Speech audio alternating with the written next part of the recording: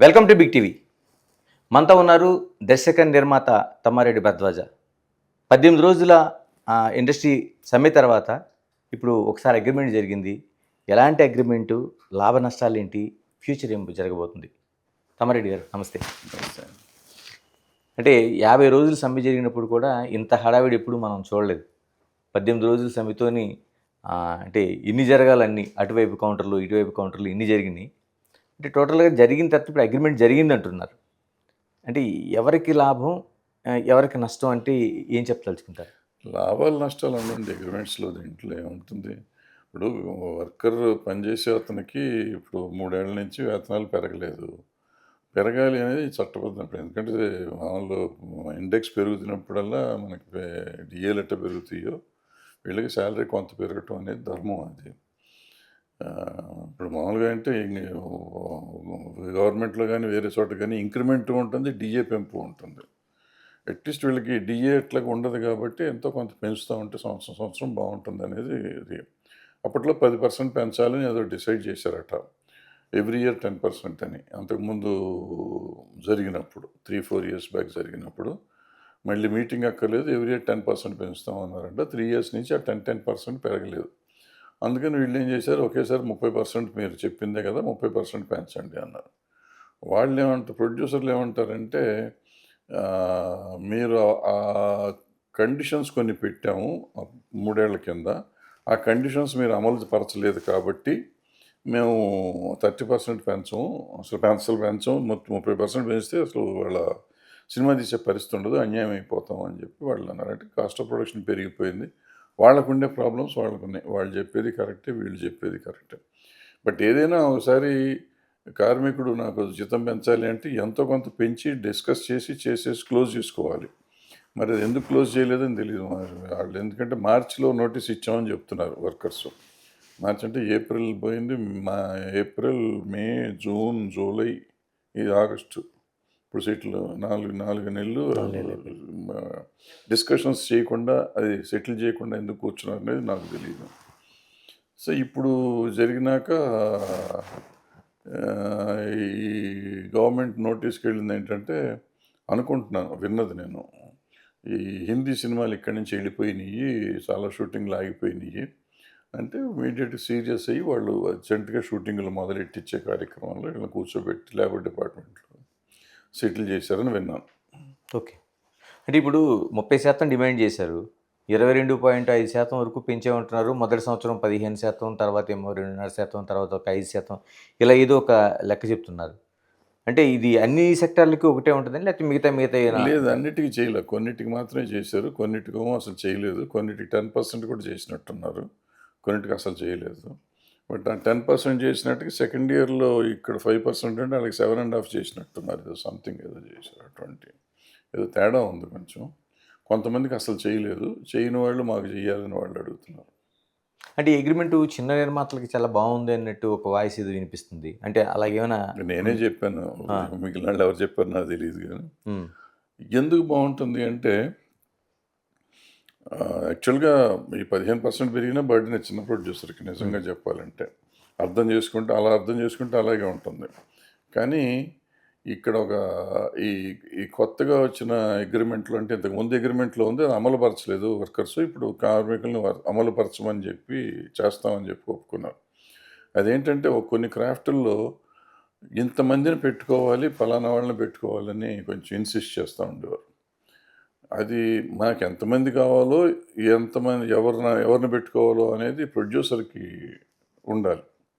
అంటే ఎంప్లాయర్ ఇష్టమే కదా, నేను ఎంతమందిని పెట్టుకుంటాను అనేది నా ఇష్టం, వాళ్ళు తప్ప ఇంతమందిని పెట్టుకొని మీరు చెప్తే నేను పని చేసుకునేవాడిని, నాకు ఎంతమంది కావాలో నాకు తెలుస్తుంది కదా.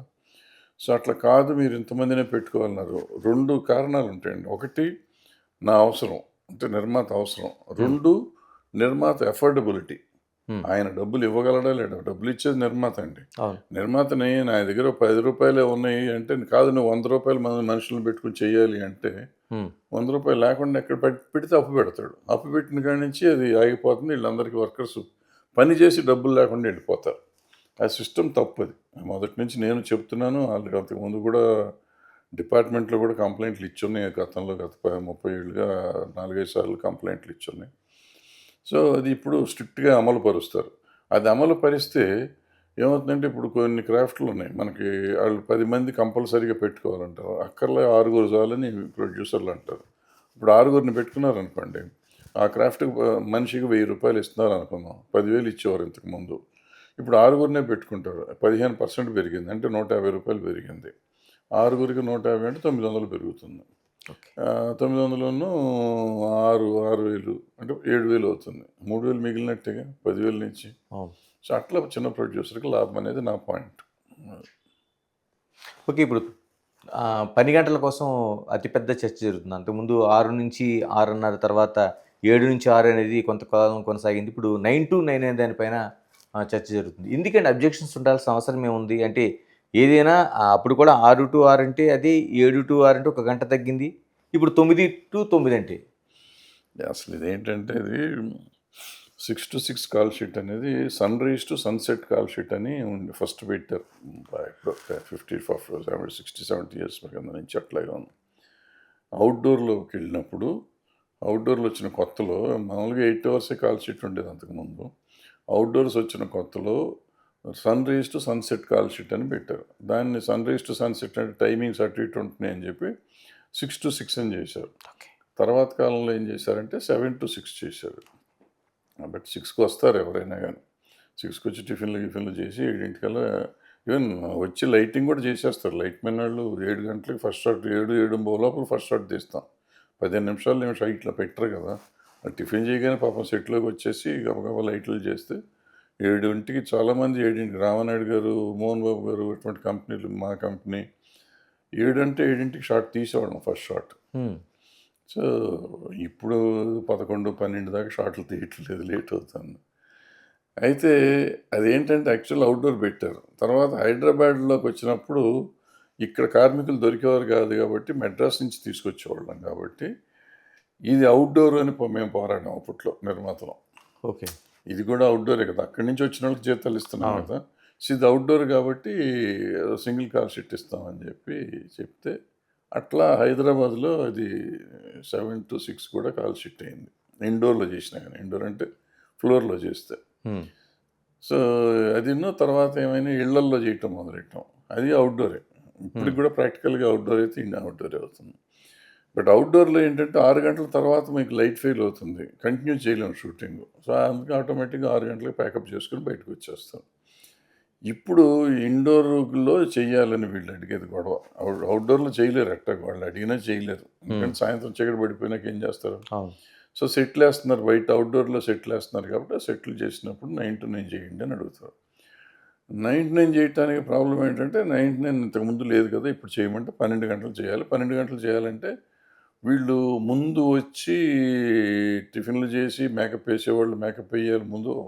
అందరికి మేకప్ ఎయ్యాలంటే గంటన్నా ముందు మొదలెట్టాలి హ్మ్. మేకప్‌లో. లైట్ మెన్ కూడా గంట ముందు రావాలి. వచ్చినాక టిఫిన్ కాల్ షీట్ టైంలో టిఫిన్ చేయటం కాదు కదా! అట్లాగే లైట్ మెన్ ఉంటారు. వాళ్ళు యూనిట్‌కెళ్ళి సామాను ఎక్కించుకొని రావాలి. ఓకే. సో, ఇప్పుడు ఇంటికాడ నుంచి వచ్చి ఎవరో అడిగారు మొన్న తిడుతున్నారు. "నీ ఇంటికాడ నుంచి వస్తానికి ఎవరైనా ఇస్తారా బుద్ధుందా లేదా" అని చెప్పి హ్మ్. కామెంట్లు పెడుతున్నారు. ఇంటికాడ నుంచి వచ్చినందుకు పెట్టక్కర్లా. యూనిట్ నుంచి సామాను తీసుకురావటం అనేది వీళ్ళ డ్యూటీ కాదు ఒక కదా! డ్యూటీ. అవును. ఇప్పుడు వీళ్ళు అప్పుడు 99 కాల్ షీట్ ఇస్తున్నప్పుడు 9:00 సెట్‌కొచ్చేస్తే నువ్వు సామాను తెచ్చి పెట్టు ఆ టైంకి. పని ఓకే. చేస్తారు. హ్మ్. మనం పని చేస్తానికి తెస్తున్నాం గానీ సామాను తెస్తానికి ఇవ్వట్లా. కరెక్టే. ఎందుకంటే అవుట్‌డోర్ యూనిట్‌ని you are hiring from outside. Hmm. ఆర్డినేటోళ్ళు వేరే వాళ్ళు. ఈ పని వాళ్ళు వేరే వాళ్ళు. బట్ ఏంటంటే లోపాయికారిగా అవుట్‌డోర్ యూనిట్‌ని నమ్ముకుని ఈళ్ళుంటారు. ఇప్పుడు అడ్డా కూలీలుంటారు చూడండి. అవును. సో, వాళ్ళు కొంతమంది మేస్త్రులను నమ్ముకుని ఉన్నట్టు ఈళ్ళు పలానా యూనిట్‌ని నమ్ముకొని ఉంటారు. సో, వాళ్ళనేం చేస్తారంటే మీరు వచ్చి మీరు పికప్ చేసుకుంటారా అంటారు వాళ్ళని. సో, వీళ్ళెళ్ళి పికప్ చేసుకొస్తుంటారు. దాన్ని 1 అవర్, 2 అవర్స్ ఎక్స్‌ట్రా అవుతుంది. మళ్ళీ తిరిగి దింపాలి. తిరిగి దింపాలంటే లైట్లు ఆరాలి మళ్ళీ. ఆరినాక ఈ లైట్లు బండిలో పెట్టి తీసుకెళ్ళి యూనిట్‌లో దింపాలి. నేనంటే ఆ యూనిట్ నుంచి యూనిట్‌కెళ్ళేదాకా కూడా 12 గంటల్లోకే వస్తుంది కదా! హ్మ్. Officially speaking.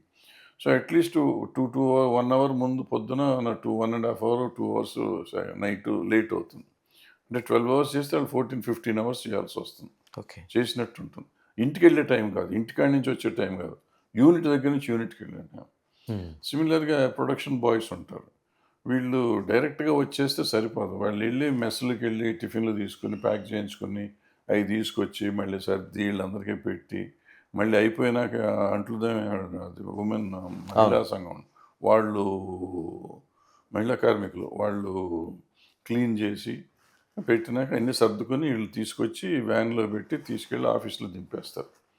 వాళ్ళు కొంతమంది బండిలోనే అట్టగా పెట్టేస్తారు. లేకపోతే అప్పుడప్పుడు ఏంటంటే లోపలే స్టూడియోలు ఉండేవి కాబట్టి ఇంతకుముందు స్టూడియోలో రూమ్ ఇచ్చేవాళ్ళం. అందులో పెట్టేసి వెళ్ళిపోయేవారు. ఇప్పుడు అట్లా అన్నీ అవుట్‌డోర్‌లు అయిపోయినాయి కాబట్టి బయటికి తీసుకొచ్చి తీసుకెళ్లాల్సి వస్తుంది. సో, వాళ్ళకి రాత్రి 12 అయిపోతుంది వెళ్ళేసరికి. Okay. So, makeup, costumes, production అసిస్టెంట్లు, కార్లు. హ్మ్. కార్లోళ్ళు వీళ్ళని కరెక్ట్‌గా పికప్ చేసుకొని రాకపోతే 9కి షూటింగ్ చేయలేం. ఓకే. సో, వీళ్ళు 7 తీసుకొచ్చారు. ఎందుకంటే వాళ్ళు మేకప్ వేసుకోవాలి కదా అవును. ఆర్టిస్టులు. మేకప్ వేసుకోవాలి కాబట్టి ముందు తీసుకురావాలి. సో, వాళ్ళు ఒక గంట ముందో, 2 గంటల ముందు నుంచో పని చేయటం మొదలెట్టాలి. హ్మ్. అయిపోయినాక దింపటం కూడా అంతే టైం పడుతుంది. ఓకే. సో, వాళ్ళకి లేట్ అవుతుంది. ఇట్లా కొన్ని క్రాఫ్ట్స్ ఉంటాయి ఇంకా గుర్తుండకపోవచ్చు నాకు. ఇట్లా కొన్ని క్రాఫ్ట్స్‌కి 2, 3 అవర్స్ ఎక్స్‌ట్రా చేయాల్సొస్తుంది. సో, మరి వాళ్ళని కూడా మన 99 గార్డెన్ కట్టేయటం కరెక్ట్ కాదు. ప్లస్ వాళ్ళకి జే రే రే జీతాలు పెరగాలి అనేది పాయింట్.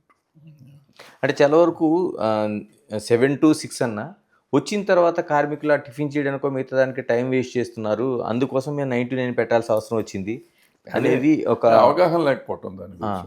ఇప్పుడు అంటే అందరూ ఇప్పుడు మీరంటుంది 7:00 మీరు షూటింగ్ స్టార్ట్ చేశారంటున్నారు. ఆర్టిస్టులు కూడా ఆ టైంకి వచ్చేవారు చూడండి. వచ్చేవారు. ఇప్పుడు ఆ పరిస్థితి ఉందంటారా? ఇప్పుడు లేదు. లేదు. కొంతమంది వస్తున్నారు. ఇప్పటికే వచ్చి చేసేవాళ్ళు ఉన్నారు. ఆ! చేసేవాళ్ళు చేస్తున్నారు. చేయనోళ్ళు చేయట్లేదు. ఓకే. ఎక్కువ సినిమాలు చేయట్లేదు అట్లా. హుహు. అంటే 7 వచ్చి షాట్ ఫస్ట్ షాట్ 7కే జరగాల. 7కే కాదు 9కి పెట్టినా వచ్చి రానివాళ్ళు ఉన్నారు అట్లా. ఇలాగండి ఇప్పుడు చాలా వరకు మీరు సమ్మెలు చూసారు. ఈసారి ప్రభుత్వం అంటే కార్మిక శాఖ చొరబడి దాన్ని మధ్యస్థంగా చర్చలు చేసే పరిస్థితి వచ్చింది. గతంలో కూడా అంటే ఇలాంటివి కార్మిక జరిగినాయండి ఏమైనా? శాఖ ఏం చొరబడల నాకు తెలిసినంత వరకు కార్మిక శాఖని వీళ్ళని ఇన్వాల్వ్ చేసుకుంది. హ్మ్. వాళ్ళు పెద్దగా ఇన్వాల్వ్ అవుతారని నేను అనుకోలేదు. బట్ లాస్ట్ మినిట్‌లో వాళ్ళని ఇన్వాల్వ్ చేశారు. సో, వాళ్ళు ఇన్వాల్వ్ అయ్యారు కాబట్టి సెటిల్ చేశారు. వాళ్ళొచ్చి ఇమ్మీడియేట్‌గా అయిపోవాల్సిందే అని చెప్పి కూర్చున్నారు కాబట్టి అయ్యింది ఆ రోజు. లేకపోతే అయ్యేది కాదు. ఇలాంటి అంటే గతంలో ఎప్పుడైనా జరిగిందండి ఇలాగా? కార్మిక శాఖ ఇన్వాల్వ్‌మెంట్‌తో జరిగిన ఇన్ని సంవత్సరాల అదే ఇండస్ట్రీలో? కార్మిక శాఖ చాలా సార్లు ఇన్వాల్వ్ అయింది కానీ ఈ సమ్మెల్లో కాదు. ఓకే. ఇది సమ్మె కాదు యాక్చువల్‌గా. వీళ్ళు పని చేయమన్నారు, వాళ్ళు పని చేయొద్దన్నారు. ఇప్పుడు ఇక్కడ విచిత్రం ఏంటంటే కార్మికులు మాకింత జీతం ఇస్తే మేము పని చేస్తాము అన్నారు. హ్మ్. అంటే షూటింగులు జరిగినాయి. ఓకేనండి. 2 రోజులు, 3 రోజులు అంటే ఆ నెంబర్ ఫుల్ షూటింగ్స్ కాకపోయినా ప్రొడ్యూసర్స్ లెటర్ రాశారు. ఏది యూనిట్లన్నిటికీ మీరు కార్మికులతో మనకి ఒప్పందాలు జరగలేదు. ఒప్పందాలు జరిగేదాకా అవుట్‌డోర్ యూనిట్ పంపొద్దు అని చెప్పి లెటర్స్ రాశారు. అంటే వాళ్ళు కూడా సమ్మెని కాదు వాళ్ళు కూడా అవును. పని చేయొద్దన్నారు ఆళ్ళు. ఈళ్ళు మేము డబ్బులిస్తే పని చేస్తాం. వీళ్ళకి పని చేస్తున్నారు. Producer started working. హిందీ సినిమాలు కూడా జరుగుతా ఉన్నాయి. అప్పుడు వాళ్ళు మన కంట్రోల్ తప్పుతుంది అని చెప్పి ప్రొడ్యూసర్స్ షూటింగ్‌లుకి యూనిట్లు పంపొద్దన్నారు. యూనిట్ లేకుండా షూటింగ్ చేయలేం కదా! హ్మ్. సో, అట్లా ఆగిపోయినాయి. ఆగిపోయినియి. తర్వాత కొంతమంది ఎట్లా చేశారు గానీ మొత్తానికి 5, 6 షూటింగులు జరుగుతా ఉండేయి అప్పుడు గూడా. సో, బట్ ఈ గవర్నమెంట్ ఏమో హిందీ సినిమాలు 2, 3 సినిమాలు వెనక్కెళ్ళిపోయినాయి. ఈ ఈ త గొడవలో. సో, ఈ వర్కర్స్ వల్ల షూటింగ్ ఆగిపోయింది అనే ఇంప్రెషన్‌లోకి గవర్నమెంట్ ఎళ్ళింది. ఎళ్లి ఇమ్మీడియేట్‌గా దాన్ని ఎట్లైనా స్టార్ట్ చేయాలి. ఇది ఇక్కడ ఏదో పెద్ద హబ్ చేద్దాం అనుకుంటున్నాం. ఇంటర్నేషనల్ హబ్ చేద్దాం అనుకుంటా అంటే, వీళ్ళు షూటింగ్‌లు ఆపేస్తున్నారు కదా! అని వీళ్ళను ఏదో గవర్నమెంటు సీరియస్‌గా దాన్ని ఎట్లైనా ఇవాళ సాల్వ్ చేయాలని కూర్చొని పాపం రాత్రి 10 దాకా కూర్చొని సెటిల్ చేశారు. అంటే డైరెక్ట్‌గా సీఎంఏ రేవంత్ రెడ్డి ఇన్వాల్వ్‌మెంట్ అయ్యారు. నిర్మాతలతో మాట్లాడారు. కానీ ఇక్కడ మనం మాట్లాడాల్సింది ఏంటంటే నిర్మాతలతో మాట్లాడేటప్పుడు మీరు మానవతా దృక్పథంతో కార్మికులను చూడాలనే ఒక వర్డ్ ఒకటుంది. అంటే అలాంటి పరిస్థితి ఉందంటారా ఇండస్ట్రీలోన? డెఫినెట్‌గా ఉంటుందండి. ప్రొడ్యూసర్‌లేం రాక్షసులు కాదు. రాక్షసులైతే ఇంత రేట్లు ఇవ్వరు కదండీ! ఇప్పుడు లాస్ట్ టైమ్ ఏమో 30% పెంచారు ఈళ్ళు. హ్మ్. ప్రొడ్యూసర్స్ చాలా రీజనబుల్‌గా ఉంటారు. బావుంటాయి. ఏదో కొన్ని కొన్ని పరిస్థితుల్లో కొన్ని ఈగోస్ వస్తా ఉంటాయి. వాళ్ళకి ఏదో ఈగోస్ ఈవెన్ ప్రొడ్యూసర్‌లకు కూడా రాంగ్ ఫీడింగ్. ఇంతకుముందు హ్మ్. గతం ప్రొడ్యూసర్‌లకి, ఇప్పుడు ప్రొడ్యూసర్‌లకి తేడా ఏంటంటే, ప్రొడ్యూసర్‌లు డైరెక్ట్‌గా కార్మికులతో కాంటాక్ట్‌లో ఉండేవాళ్ళు. అంటే సినిమాలు చేస్తుంటే ఒక ఫ్యామిలీ లాగా ఉండేవాళ్ళం. గత ప్రొడ్యూసర్లు రామానాయుడు గారి దగ్గర నుంచి తీసుకోండి, ఎవరున్నా కానీ ఈవెన్ అరవింద్ గారు, సురేష్ వీళ్ళంతా కూడా. ఇప్పుడు వచ్చేటప్పటికి ఏమైందంటే మనం ఒక్కొక్కళ్ళు 4, 5 సినిమాలు, 10 సినిమాలు కూడా జరుగుతున్నాయి షూటింగ్లు పెద్ద ప్రొడ్యూసర్లకి. వాళ్ళే మ్యాక్సిమం సినిమాలన్నీ వాళ్ళవి ఉన్నాయి, కంట్రోల్ వాళ్ళదే ఉంది రాష్ట్రంలో. వాళ్ళకి అంత టైం లేదు, ఎవరిని ఫ్యామిలీ అనుకునే టైం లేదు. నలుగురు అన్ని సినిమాలకి బిజీగా ఉంటారు వాళ్ళు. సో వాళ్ళకి ఇంటరాక్షన్ లేదు వర్కర్స్తో. ఓకే. సో బట్ అయినా కూడా వాళ్ళు ఎప్పుడు కన్సిడరబుల్గానే ఉంటారండి. వాళ్ళేం దుర్మార్గంగా వీళ్ళని నాశనం చేద్దామనే ఫీలింగ్ ఉండదు. కొన్ని వాళ్ళకున్న ఫీడ్‌బ్యాక్‌లు గానీ, రకరకాలు గానీ, మొత్తానికి వాళ్ళు ఈసారి ఎందుకో కొంచెం స్టబ్బర్న్‌గా ఉన్నారు. అది ఎప్పుడు ఉండనంత ఉన్నారు. తెలీదెందుకో. ఎందుకొచ్చిందంటారు అసలు అంత అంత తెలీదు. నాకు ఐడియా లేదు. నేను దూరంగా ఉంటున్నా, మనకు ఐడియా లేదు. అంటే ఇలాంటి ఈ సమ్మె కావచ్చు, లేకపోతే మీ పనులు ఆఫ్ చేసుకోవడం కావచ్చు, ఈ దాంట్లోనే స్కిల్ వర్కర్స్ మనకు లేరేందో ఒక అతిపెద్ద చర్చ ఒకటొచ్చింది. ఏమంటారు మీరు దీన్ని? స్కిల్ వర్కర్లు అంటే ఎట్లాగండి? ఇప్పుడు 'బాహుబలికి' ముందు వరకు ఈ ఈ సో కాల్డ్ ఈ కంపెనీలు లేవండి. ప్రొడక్షన్ కంపెనీస్ లేవండి. వీళ్ళంతా వచ్చి ఇప్పుడు ఈ 10 మంది వచ్చింది 'బాహుబలి' తర్వాతే వచ్చారు. ఓకే. ఈ కంపెనీలు ఎక్సెప్ట్ సురేష్ గారు, అరవింద్ గారు, దిల్ రాజు గారు, వాళ్ళు ప్రసాద్ గారు, భోగవల్లి ప్రసాద్ గారు. హ్మ్. ఈ 4 కంపెనీలు వదిలిపెడితే మిగిలిన కంపెనీలన్నీ తర్వాత ఆఫ్టర్ 'బాహుబలి' వచ్చిన కంపెనీలే మెజారిటీ. సో, 'బాహుబలి 1, 2' కూడా ఇంటర్నేషనల్ స్టాండర్డ్ అని చెప్పి ఎగబడి చూసారు. భారతదేశానికే 1000 కోట్ల సినిమా చేయొచ్చని చూపించిన సినిమాలు 'బాహుబలి' కదా! అవును. ఆ సినిమాకి అన్‌స్కిల్డ్ వర్కర్సే చేశారా మరి? ఓకే. వీళ్ళేగా చేసింది. ఆ! 'బాహుబలి 2' తర్వాత 'త్రిబుల్ ఆర్' వచ్చినప్పుడు రాజమౌళి గారు బయటోళ్ళని పెట్టుకున్నారు. హ్మ్. ఎక్విప్‌మెంట్ గాని, ఇది గాని బయట నుంచి తెచ్చారు. 'బాహుబలి' వరకు మనం ఇక్కడ లోకల్ ఎక్విప్‌మెంట్‌తోనే చేశారు. లోకల్ మనుషులతోనే చేశారుగా. హ్మ్. సో, అదేం లేదండి. కొన్ని క్రాఫ్ట్స్‌లో కొన్ని అవసరాలుంటాయి. ఇప్పుడు మనకి ఎక్విప్‌మెంట్ కొంత అప్పటికి లేదు. ఇప్పుడు అన్నీ వచ్చేసినాయి. మనకి హైదరాబాద్‌లో అన్నీ ఉన్నాయి. కొన్ని బాంబే నుంచి తెచ్చుకున్నాం. 'పుష్ప' టైంలో కూడా కొన్ని ఏదో కెమెరాలు క్రేన్‌లో ఇది తెస్తే మేమంతా పిచ్చిగా ఎళ్లి చూసి నేనే ఎళ్లి చూసొచ్చేది. ఇట్లా ఉంటుందా అని చూసొచ్చాను. నేను మొన్న దత్తు గారు 'కల్కి' సినిమా తీస్తుంటే కూడా ఏదో ఒక డ్రోన్ ఒకటొచ్చింది. పెద్ద డ్రోన్. అది చూస్తానికి ఎళ్లి చూసొచ్చాను నేను. ఆ! అంటే అది అట్లా ఎక్విప్‌మెంటు మన దగ్గర కొంత లేకపోతే తెస్తా ఉంటారు. చాలా కాస్ట్‌లీ ఎక్విప్‌మెంటు. అప్పుడు వేరే టెక్నీషియన్స్ వస్తారు. అంటే మన స్కిల్ పెంచుకోవడం కోసం కొంత కార్పస్ ఫండ్ కూడా ప్రభుత్వం ఇస్తుందనేది ప్రభుత్వం అనౌన్స్ చేసింది. ఎంతవరకు ఎలా చూడాల్సిన అవసరం ఉంది? యాక్చువల్‌గానండి సెంట్రల్ గవర్నమెంట్ ఎప్పటినుంచో స్కిల్ డెవలప్‌మెంట్ స్కీమ్స్ ఉన్నాయండి. ఓకే. దానికి ఫండ్ ఉంది. స్కిల్ డెవలప్‌మెంట్‌కి ఒక వింగ్ ఒకటుంది. వాళ్ళు ప్రతి సంవత్సరం వచ్చి ఇక్కడ మన దగ్గర వర్క్‌షాప్స్ రన్ చేస్తారండి. హుహు. ఎప్పటినుంచో ఉందది. ఎంతమంది ఎళ్తున్నారు, ఎంతమంది నేర్చుకుంటున్నారు అనేది తెలీదు. మ్యాండేటరీ ఇక్కడ కాదండి అదేమి. మ్యాండేటరీ కాదండి. ఓకే. సో, మనల్ని పంపించాలి. బేసిక్‌గా ఏంటంటే స్కిల్ డెవలప్‌మెంట్ ఇప్పుడు అంటే ఆ పద్ధతి కూడా కరెక్ట్ కాదు. అదేంటంటే ఇప్పుడు వాళ్ళెవళ్ళో వస్తారు. ఇక్కడ యూనియన్‌కి ఇన్ఫార్మ్ చేస్తారు. ఈ యూనియన్‌లో ఉన్న 10 మందికి అంటే అప్‌గ్రేడ్ చేయటం అవుతుంది తప్ప కొత్త వాళ్ళని తయారు చేయటం అవ్వదు. ఇప్పుడు గవర్నమెంట్ చెప్పే పద్ధతి ఏంటంటే కొత్త జనరేషన్ తీసుకురావాలి. ఓకే. కొత్త వాళ్ళని తయారు చేయాలి. హ్మ్. కొత్త వాళ్ళని తయారు చేసినప్పుడు ఈ కొత్త నీరు రావాలి యూనియన్స్‌లో. యూనియన్స్‌లో కూడా పాత వాళ్ళు ఇప్పుడు నాలాంటి వాళ్ళు ఉంటారు. రిటైర్ అయిపోయి ఏదో 10 ఏళ్ళు అయిపోయింది. ఇంకా యూనియన్‌లో ఉండి ఎలక్షన్‌ల కోసం తప్ప మాకెందుకు మేము ఉండేది. అటువంటి వాళ్ళని తీసేసేయాలి యూనియన్స్ కూడా. ఓకే. తీసేస్తే చాలా వరకు బెటర్ అవుతుంది. ఏమవుతుందంటే వాళ్ళు ఉండి కొంతమందికి ట్రేడ్ యూనియనిజం అనే అర్థం చేసుకోకుండా మాకెందుకు పని ఎవరు ట్రేడ్ యూనియన్‌లు ఉద్యోగాలు ఇవ్వటానికి కాదు. హ్మ్. కార్మికుడి హక్కులు కాపాడటానికి మాత్రమే ట్రేడ్ యూనియన్ ఉంటుంది. కార్మికుడి హక్కు పని చేయటం కాదు. పని ఉంటే దాన్ని సరిగ్గా చేయటం. సో, నాకెందుకు పనివ్వవు అని అడిగే హక్కు నాకు లేదు. నాకు ఇష్టమైనట్టే నేను పని చేయటం, చేయకపోవటం నా హక్కు ఎట్లాగో, అవతల వాళ్ళు పెట్టుకోకపోవటం వాళ్ళ హక్కు. ఓకే. నువ్వు వాళ్ళని పెట్టుకు తీరాలి అని అడిగే హక్కు యూనియన్‌కి లేదు. యూనియన్ ఏంటంటే నాకు డబ్బులు ఇవ్వలేదా? లేకపోతే నేను ఎళ్తే ఫెసిలిటీస్ లేవా? ఏదో ఒక టాయిలెట్స్ లేవు, లేకపోతే ఇంకోటి లేదు, ఇంకో ఫెసిలిటీ లేదు అంటే డెఫినిట్‌గా యూనియన్ ఎళ్లి అడగొచ్చు. అంతేగాని యూనియన్ ఎళ్లి నువ్వు పలానా వాళ్ళని పెట్టుకో అని అడిగే హక్కు యూనియన్‌కి లేదు. సో, ఈ ఈ ఈ రిటైర్మెంట్లు అయిన వాళ్ళని లేకపోతే ఈ పని చేయలేని వాళ్ళని తగ్గించకపోతే 40 ఇయర్స్ పైన వచ్చేటప్పటికండి ఈవెన్ డాన్సర్స్లో కానీ ఫైటర్స్లో కానీ ఒక రకమైన ఇది తగ్గుతుంది. సో మెల్లిగా కొత్త నీళ్ళు వస్తాం మొదలెట్టాలి అట్లా. సో అవన్నీ చేసుకోవాల్సిన అవసరం ఉంది. అది ఈ కొత్త స్కిల్ డెవలప్మెంట్లు చేసి ఎప్పటికప్పుడు కొత్తోళ్ళు వస్తుంటే పాతోళ్ళని పంపించేస్తాం. ఇప్పుడు గవర్నమెంట్ పెడుతున్న స్కిల్ యూనివర్సిటీలో కూడా దానికి ఒక స్థానం ఇస్తామని చెప్పి గవర్నమెంట్ ప్రకటించింది ఇప్పుడు. ఇది ఉండాలండి మంచిది. ఓకే.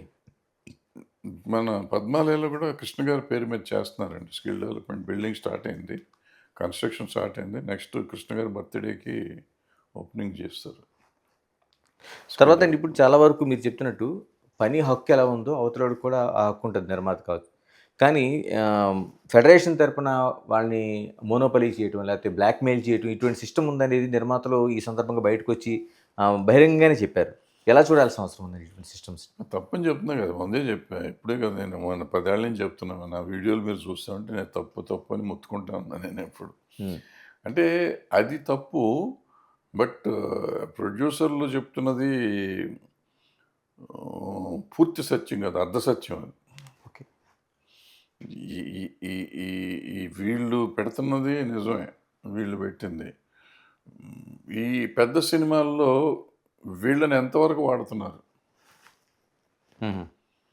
వీళ్ళు స్కిల్ లేదని చెప్పి మనం బయట నుంచి తెచ్చుకుంటున్నాం. బయట నుంచి తెచ్చిన వాళ్ళు కొన్ని రూల్స్ పెడతారు. అది ఈ బ్లాక్మెయిల్ యాక్చువల్గా. ఇది ఏముంటుంది, ఇది పెద్ద ఇష్యూ కాదు. ఇప్పుడు పెద్ద సినిమా ఉందండి, 400 కోట్లు 300 కోట్లు అవుతుంది. వీళ్ళు 6 కాదు 10 మందిని పెట్టుకోమన్నారు. 4 పెడితే పోతుంది ఏంటి అనేది ఉంది. బట్ అది తప్పు. ముందు అసలు పెట్టమంటం తప్పు. 100% they have no right to do that. అది తప్పే. బట్ ఇక్కడ ఏంటంటే ఇప్పుడు నన్ను పెట్టుకున్నారండి, ఒక పెద్ద సినిమాకి నన్ను పెట్టుకున్నారు. ఓ పెద్ద టెక్నీషియన్, ఒక మేజర్ క్రాఫ్ట్కి నన్ను ఇదిగా చీఫ్గా పెట్టుకున్నారు. నన్ను పలానా వాళ్ళు రికమెండ్ చేసి పెట్టారు. పెట్టినాక నాకు తెలిసిన వాళ్ళందరినీ అందులో పెట్టుకుంటాను. నాకు పలానావాడు కావాలని. నాకు ఇక్కడ క్రాఫ్ట్లో ఉన్నారు నాకు యాక్చువల్ దొరుకుతారు. ఓకే. వాళ్ళని కాదని నేను కొన్ని పేర్లు రాసిచ్చి వాళ్ళని తీసుకొచ్చి పెట్టి, అది కూడా 3 సరిపోతే 10 మందిని పెట్టి 10 మందికి హైయెస్ట్ రెమ్యునరేషన్స్లో యూనియన్లో లేని రెమ్యునరేషన్స్ ఇప్పిస్తాను. ఓకే. వాళ్ళని మనం గట్టిగా అనలేము. ఎందుకంటే పలానా వాళ్ళు నన్ను రికమెండ్ చేసి పెట్టుకున్నారు. పలానా వాడి దగ్గరికి వెళ్ళే దమ్ము నాకు లేదు. ఓకే. సో అది బ్లాక్మెయిల్. అది డైరెక్ట్గా చెప్పలేక పాపం వాళ్ళు వీళ్ళ మీద తోస్తారు. ఇది బ్లాక్మెయిలే, ఇది బ్లాక్మెయిలే, కానీ అది పెద్ద బ్లాక్మెయిల్. దాన్ని పాయింట్ అవుట్ చేయలేరు, అది చెప్పలేరు. ధైర్యంగా బయటకు చెప్పుకోలేక ఇది చేస్తున్నారు. ఇది నిజమే, ఈ బ్లాక్మెయిల్ నిజమే. ఆ బ్లాక్మెయిల్ ఇంకా మోసం అది కదండి. ఇప్పుడు ఈ 3 ఏళ్ళకైతే అగ్రిమెంట్ జరిగింది. ఈ ఇండస్ట్రీ ఇప్పుడు అంతర్జాతీయ స్థాయిలో ఎదుగుతుంది. ఈ ఇండస్ట్రీ చాలా నాలుగా ఉండాల్సిందే, కొనసాగాలి కూడా. ఎలా మరి ప్రతి 3 ఏళ్ళకి ఇలాగా ఈ వస్తూ ఉంటే నిజంగా అనుకుంటున్నా ఎక్కడో చోట కుంటుపడుతుంటుంది, ఇలాంటి స్ట్రగుల్ జరుగుతూ ఉంటుంది. ఏం చేయాల్సిన అవసరం ఉంది? ఏం అక్కర్లేదండి. దీనికి యాక్చువల్గా నేను అనేది ఏంటంటే, ఇది కంటింజెంట్ లేబర్, వీళ్ళంతా డైలీ లేబరు. వీళ్ళకి డైలీ ముందు అసలు ఇచ్చేయాలి జీతాలు. వీళ్ళందరికీ ఈఎస్ఐలు పిఎఫ్లు కావాలి. ఈఎస్ఐ చేస్తేనండి నెలలో 3 రోజులు చేస్తే చాలండి ఈఎస్ఐకి ఎలిజిబుల్ అవుతారు. ఈఎస్ఐ రూల్స్ అన్ఫార్చునేట్గా ఇది వచ్చి 15-20 సంవత్సరాలు 25 సంవత్సరాలు అయిందండి రూల్ వచ్చి. పిఎఫ్ ఈఎస్ఐ గవర్నమెంట్ పెట్టి 25 ఇయర్స్ అయిందండి. ఈ రోజు వరకు ఒక కార్మికుడికి కూడా ఈఎస్ఐ లేదు, పిఎఫ్ లేదండి. ఓకే. ఎవరు చేయట్లేదండి. అది రావాలండి అమల్లోకి. ఈ జీతాలు పెరిగినా పెరగకపోయినా అది అమల్లోకి రావాలండి. ప్లస్ జీతాల దగ్గరికి వచ్చేటప్పటికి ఈ కంటింజెంట్ లేబర్ కాబట్టి 10% పెంచాలి, 20% పెంచాలి అని కాకుండా ఈ డిఏలు పెరుగుతాం కదండి. ఇప్పుడు మన ఇండెక్స్ ప్రకారం కరువు భత్యం పెరుగుతుంది కదా. ఆ కరువు భత్యం రేటు అందరికీ వాళ్ళకి పెంచినట్టు వీళ్ళకి కూడా ప్రతి సంవత్సరం ఒకసారి పెంచితే సరిపోతుంది, న్యాయంగా. బట్ ఈఎస్ఐను పిఎఫ్ చేసి కరువు భత్యం రేషియోలో పెంచితే నాకు తెలిసినంత వరకు చాలా బాగా ఉంటుంది. ఎందుకంటే ఇప్పుడు నేను చెప్పినట్టు రిటైర్ పోవాలన్నాను చూడండి, వాళ్ళకి ఏమవుతుందంటేనండి తర్వాత ఎట్లా బతకాలని ఆలోచన ఉంటుంది. అదే ఈఎస్ఐ పిఎఫ్ వచ్చిందంటే రిటైర్మెంట్ చేసే రోజుకి యూనియన్కి ఎంతో కొంత ఇస్తుంది, లేకపోయినా గవర్నమెంట్ దగ్గర పిఎఫ్ డబ్బులు ఉంటాయి. ఈ ఈఎస్ఐలోకి వస్తే ఫ్యామిలీ మొత్తానికి ఈఎస్ఐ త్రూ అవుట్ లైఫ్ ఉంటుందండి. ఈఎస్ఐ ఇప్పుడు మన గవర్నమెంట్ ఎంప్లాయీకి ఎట్లా ఈఎస్ఐ రిటైర్ అయిపోయినా కంటిన్యూ అవుతుందో ఫ్యామిలీకి, వీళ్ళకి కూడా అట్లా కంటిన్యూ అవుతుందండి. సో ముందు మెడికలే కదా, మెడిసినే కదండి. మనం ఊరికి అనుకుంటాం కానీ మిడిల్ క్లాస్ మనకి ఏదన్నా హాస్పిటలైజ్ అయ్యామంటే వాళ్ళు డబ్బులు కట్టే పరిస్థితి లేదు. Correct. So unless you have a government support are insurance, మనం ఎవరం బతికే పరిస్థితి లేదు. హాస్పిటల్కి వెళ్తే పెద్ద ఇష్యూ వస్తే. సో అది ఈఎస్ఐ వస్తే చాలా మంచిది అవుతుంది. ఇలా ఇప్పటితో అగ్రిమెంట్ అయింది అంటున్నారు. నిజంగా ఇక్కడితో అయిపోయినట్టేనా? లేకపోతే ఇంకా చాలామంది కార్మికులు అసంతృప్తులు వ్యక్తం చేస్తున్నారు. నిర్మాతల్లో కొందరు ఆ సన్నాయి నొక్కులు వినిపిస్తున్నారు. అంటే అవ్వలేదు నిజంగా. అంటే అప్పుడు కమిటీ వేసి మళ్ళీ మిగిలిన చేస్తా అన్నారు. 5-6 క్రాఫ్ట్లు ఇందాక చెప్పాను కదా, అట్లాంటి ప్రాబ్లమ్స్ ఉన్నాయి. వాళ్ళకి న్యాయం చేయాలి ఎట్టి పరిస్థితుల్లోనూ. గవర్నమెంట్ చేయాలి. ఎందుకంటే గవర్నమెంట్ ఇన్వాల్వ్ అయినప్పుడు లేబర్ డిపార్ట్మెంట్ ఇన్వాల్వ్ అయ్యి 8 అవర్స్ టైం కాకుండా 12 అవర్స్ టైంకి ఇన్వాల్వ్ అవటం అనేది, అగ్రిమెంట్ చేయించడం అనేది ఓకే. రేపు ఎప్పటికైనా గవర్నమెంట్ మీద తప్పే అవుతుంది. ఓకే. సో గవర్నమెంట్ అది రెక్టిఫై చేసుకుంటుంది ఎప్పుడో ఒకప్పుడు. ఇవాళ కాకపోతే రేపు కాకపోతే ఎల్లుండి అది చేయాల్సి వచ్చినప్పుడు ఎలాగో చేస్తారు. అది అంటే ఈ 2-3 రోజుల ఫెడరేషన్ నాయకులతో సీఎం ప్రభుత్వం తరపున మీటింగ్ ఉందంటున్నారు. విన్నానండి, ఎవరు చెప్పారు నాకు. అట్లా పిలుస్తుంది, ఆయన పిలిచి ఉండొచ్చు, పిలుస్తారేమో తెలియదు. అంటే ఎలా ఉండే అవకాశం ఉంది కార్మికుల నుంచి? అంటే వీళ్ళ వాయిస్ వినిపిస్తే ఒక మధ్యస్థంగా ఒక అంగీకారం కుదిరే అవకాశం ఉంటుందా? ఈ అంగీకారం కుదిరిపోయింది కదా, ఇంకేదో వీళ్ళు చెప్తే ఇప్పుడు ఆ కమిటీ వేస్తున్నారు కదా, ఆ కమిటీ చేసినప్పుడు ఆ కమిటీకి వీళ్ళ కార్మికులు చెప్పే రికమెండేషన్స్ పంపిస్తారు అనుకుంటా. సీఎం గారి ద్వారా పంపిస్తారేమో. ఎందుకంటే చివరిగా చెప్పండి, ప్రతిసారి ఒక కీ రోల్లో ఉండే ఫిలిం ఛాంబర్ ఈసారి అసలు ఎటు కాకుండా అయిపోయింది. అంటే అది అందరికీ బయటకు కనిపిస్తుంది. అంటే కీరోల్లో ఇప్పుడు కూడా కీరోల్లోనే ఉంది యాక్చువల్గా చెప్పాలంటే. బట్ అన్ఫార్చునేట్గా ఏం చేశారంటే, ఇప్పుడు ఇందాక చెప్పిన 10 కంపెనీలు జరుగుతున్నాయని, 10 కంపెనీలే నిజంగా వాళ్ళే సినిమాలు తీస్తున్నారు. వాళ్ళు కాక బయట వాళ్ళు తీసే పరిస్థితి లేదు. చిన్న చిన్న సినిమాలు చేస్తున్నారు. వాళ్ళ కష్టాలు వాళ్ళు పడుతున్నారు. ఈ 10 కంపెనీలు మేజర్గా ఇండస్ట్రీని కంట్రోల్ చేస్తున్నాయి. కంట్రోల్ చేస్తున్నప్పుడు వాళ్ళు పై చేయి అయింది ఇప్పుడు. సో ఛాంబర్ని ఏమంటారంటే, మీకేం తెలుస్తుంది, కష్టపడేది మేము కదా, మా కష్టం మీకు తెలీదు, సో మేము సెటిల్ చేస్తాం అనే పద్ధతిలోకి వచ్చింది అది బండి. సో వాళ్ళు మాట్లాడుతున్నారు కాబట్టి వాళ్ళు ఈ గవర్నమెంట్ మీదకి తీసుకెళ్ళి గవర్నమెంట్ ద్వారా చేస్తానికి ప్రయత్నం చేసుకున్నారు వాళ్ళు. ఇన్ని చేసినప్పుడు గవర్నమెంట్ ఒకటే, నాకు గవర్నమెంట్ మొన్న చేసిన దాంట్లో నాకు చిన్న మినీ అబ్జెక్షన్ ఏంటంటే, వాళ్ళు 13 కోట్ల చిల్లర బాకీ ఉన్నారు. ఓకే. ఆ బాకీ ఇప్పించలేదు. ఫస్ట్ అది ఇప్పించాలి కదా, ముందు కార్మికుల డబ్బులు బాకీలు ఉన్నాయి, బకాయిలు 13-14 కోట్ల మధ్య ఉంది బాకీ, బకాయి. అది ఇప్పించలేదు. 12 గంటలు పని చేయింది, ఒప్పించారు. ఈ 2 అనేది గవర్నమెంట్ ఉండి చేయాల్సిన పని కాదు. గవర్నమెంట్ లేకుండా ఛాంబర్ చేసింది అనుకోండి, సరే ఎప్పుడో సెటిల్ అవుతుంది అనుకోవచ్చు. గవర్నమెంట్ చేసినప్పుడు ఆన్ ద స్పాట్ నువ్వు రేపు పొద్దున కల్లా అగ్రిమెంట్ చేయి అని చెప్పి రాత్రి చేయించినప్పుడు ఆన్ ద స్పాట్ వీళ్ళతో డబ్బులు కూడా కట్టించి ఉండాల్సింది, బాగుండేది. 12 గంటలు అనేది లేబర్ చట్టం ప్రకారం 8 అవర్సే కాబట్టి, లేబర్ కమిషనర్ ఆఫీస్లో అగ్రిమెంట్ జరిగింది కాబట్టి అది 8 అవర్స్ చేసి ఉంటే బాగుండేది, 9 to 6 చేసి ఉంటే బాగుండేది. ఈ 2 అయ్యి ఉంటే బాగుండేది. బట్ ఇప్పుడు సీఎం గారు పిలిచారు అంటున్నారు కాబట్టి ప్రాబ్లీ రేపు సీఎం గారి దగ్గర వీళ్ళంతా చెప్పుకుంటే సెటిల్ అవుతుందేమో తెలియదు. అవ్వాలని అయితే నేను కోరుకుంటున్నాను. థ్యాంక్ యూ అండి. Thank you. ఇది టోటల్గా ఒక సమ్మె విరమణ అగ్రిమెంట్ తర్వాత ఇప్పుడు చాలా సమస్యలు ఇంకా మిగిలే ఉన్నాయి. ప్రభుత్వం దీనిపైన కమిటీ వేసినట్టుంది. కానీ ఏదైతే బకాయిలు ఉన్నాయో వీటిని ఖచ్చితంగా నిర్మాతలు చెల్లించాల్సిన అవసరం ఉంది. మరోవైపు 10 గంటలపైన మరో చర్చ జరగాల్సిన అవసరం ఉంది. దీంతోపాటు ఇండస్ట్రీ కరెక్ట్గా ఉండాలంటే స్కిల్ డెవలప్మెంట్కి శాశ్వత ప్రాతిపదికన ఏదైతే గతం నుంచి సిస్టమ్స్ ఉన్నాయో అవి కొనసాగాలి. దీంతోపాటు ఇప్పుడు సీఎం ఫెడరేషన్తో మీటింగ్ ఏర్పాటు చేస్తున్నారు కాబట్టి ఇందులో ఒక ఖచ్చితమైన ఫలితాలతో ఒక సమన్వయం జరగాలనేది మనకి కీలకంగా వస్తున్న అభిప్రాయం. Keep watching big TV. This is Ganesh. For more videos like this, subscribe Big TV channel.